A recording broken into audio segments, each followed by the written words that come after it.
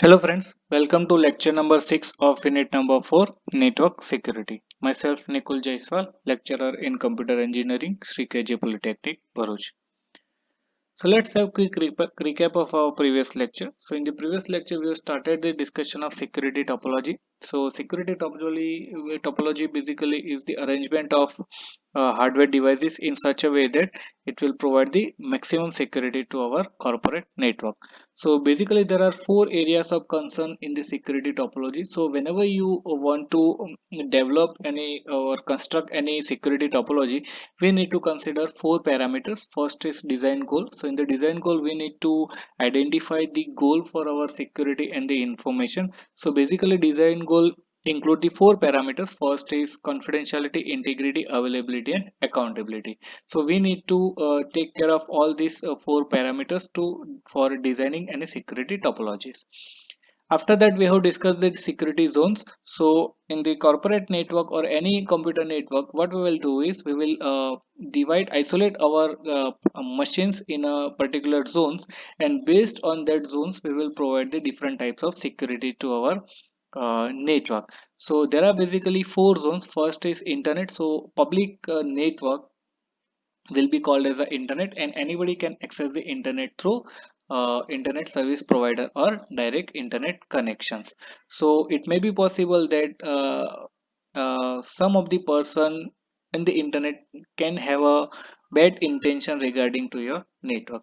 Next is the intranet. So basically a private network will be called as a intranet. So unauthorized access to outsider will not be available to intranet. Next is the extranet. It may be possible that we can have a several offices, and uh, we want to develop the network between that private offices. So that type of situation can be present, and that network can be constructed through the virtual private network or private private networks. So that situation will be called as the extranet. And next last security zone is the DMZ, that is also called as a demilitarized zone. So in the DMZ we will put our public servers to the DMZ zone. So anybody from the internet can access the resources from the DMZ, but they will not be able to access the network that is present in our intranet. Now, in today's lecture, we will discuss the next two parameters, that is technologies and business requirement. Now, in the technologies, we will discuss the virtual lens, then network address translation, that is also called as a net, and at the last, we will discuss the tunneling. And after completing that, we will discuss the fourth major concern of security topology, that is business requirement. So, let's start with our first topic in technology. So security topologies in technology. So one of the nice thing about the technology is that it is always changing. So based on the requirement, the technology can be changed. And the bad thing also about technology is that it is always changing. So it may be possible that some of the new attacks can be formed, and for the new attacks we need to change our technology. So good thing about the technology is always changing, and the bad thing about the technology is also always changing. So several relatively new technologies have become available to help you to create a less vulnerable system. So vulnerability to the machines can be present, and we may have new technologies to deal with certain vulnerabilities in our system. So the three technologies in this section will focus on virtual local area network, that is also called as a VLANs, then network address translation and tunneling. So this technology allows you to improve the security in your network at very little additional cost. Now next is the VLAN. It is also called as a virtual LAN. So a VLAN allows you to create a group of users and systems and segment them on a network. So it may be possible that we have several machines and several users in our network, and if we want to create a group for particular users, we can create a logical group with the help of virtual LAN. Let's suppose we have several users of sales department and marketing department and HR department, and now if we want to create a logical group of sales department and logical group of HR department, that group can be created through the virtual LANs. So this segmentation allows you to hide the segments of the network from other segment and control access.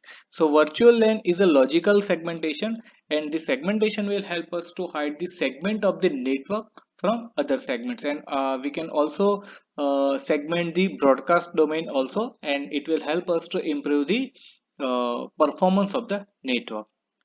So VLANs can also be set up to control the path that data take to get from one point to another. That is also same as to divide the broadcast domain of the network. So you can think of a VLAN as a good way to contain network traffic to a certain areas in a network. So this will be the basic diagram of the virtual LAN. Now let's suppose we have this corporate network. We have certain machines here, we have certain machines here, and we have certain machines here. Now we have created a logical group of these machines, and this will be called as a virtual LAN. Now all these machines are connected to a single router or switch. So basically at the physical level it will be called as a single LAN, but in the single LAN we can create a virtual LAN by using grouping these machines. Clear? Now the traffic flow of this machine will be inside this group only. The traffic flow of this machine will be inside these machines only, and the traffic flow of this machine will be inside in this particular virtual LAN only. So we can create a virtual LAN by grouping the machines or services in a particular network, and logical grouping can be created in the virtual LAN. Next is the network address translation. So it is the most important part of your network, and every corporate network will have the network address translation server. Basically, all the recent routers also provide the NAT facility, but the large network will have the separate network address translation server to provide the network address translation. So NAT allows an organization to present a single address to a internet for all computer connections.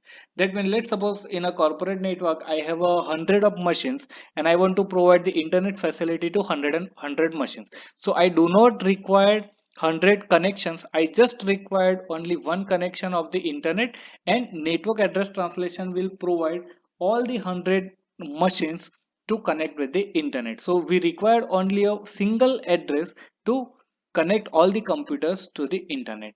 So the net server provide IP address to the host or systems in the network and tracks inbound and outbound traffic.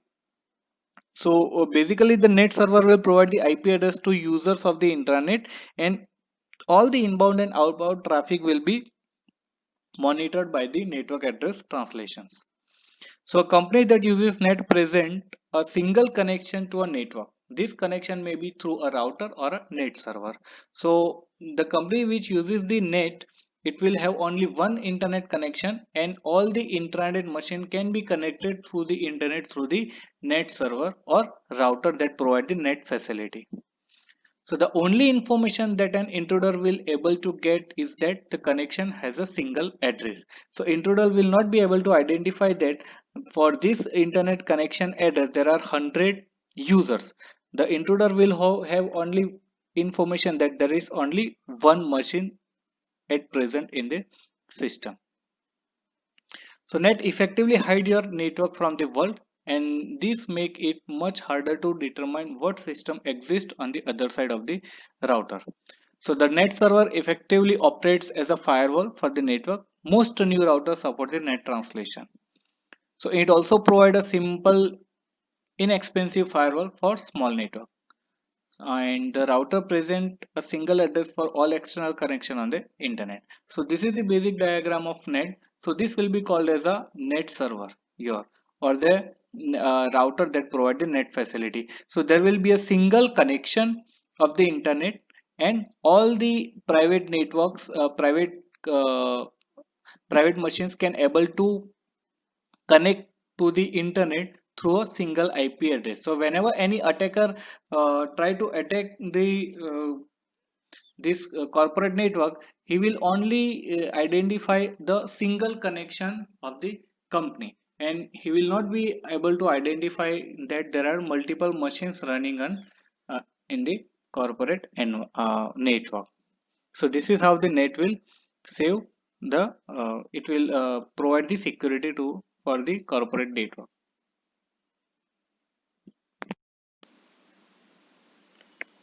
Next technology is tunneling.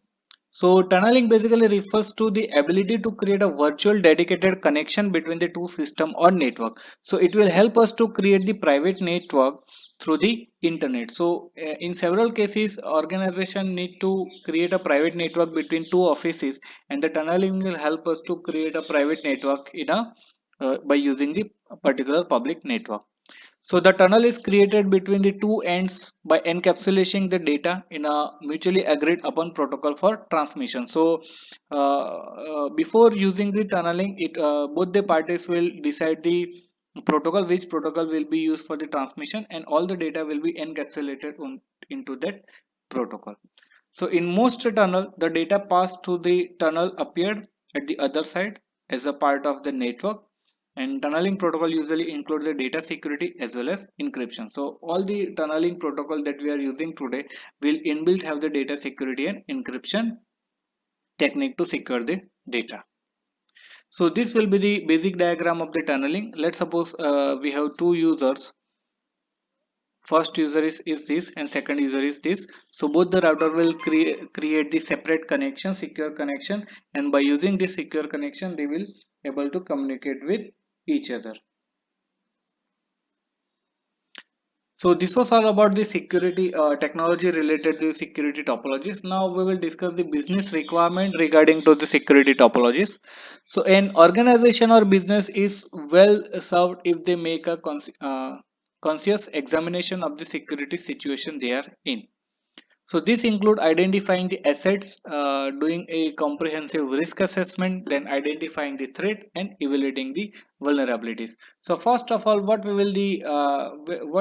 analysis will be done in the security in the network for the security is, first of all we will identify the vulnerabilities. So evaluation of the vulnerabilities will be done, and after identifying the vulnerabilities in the network, we will identify the threats based on that vulnerability, and after identifying the threats we will do the risk assessment, and after doing the risk assessment we will identify the particular assets for the attack. So that is how the uh, evaluation of the business requirement for the security will be done. So these four components will help the business principal understand what they are up against and how to cost effectively address these issues. So this is the brick wall example of the risk assessment for the business requirement. First of all, we identify the assets. So there will be several assets in the organization, and for that assets risk assessment can be done.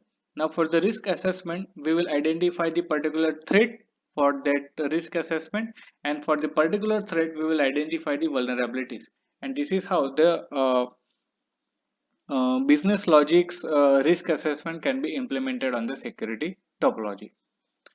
So this was all about today's video lecture. I hope you did understand all the topic that has been discussed in this video lecture. Thank you so much.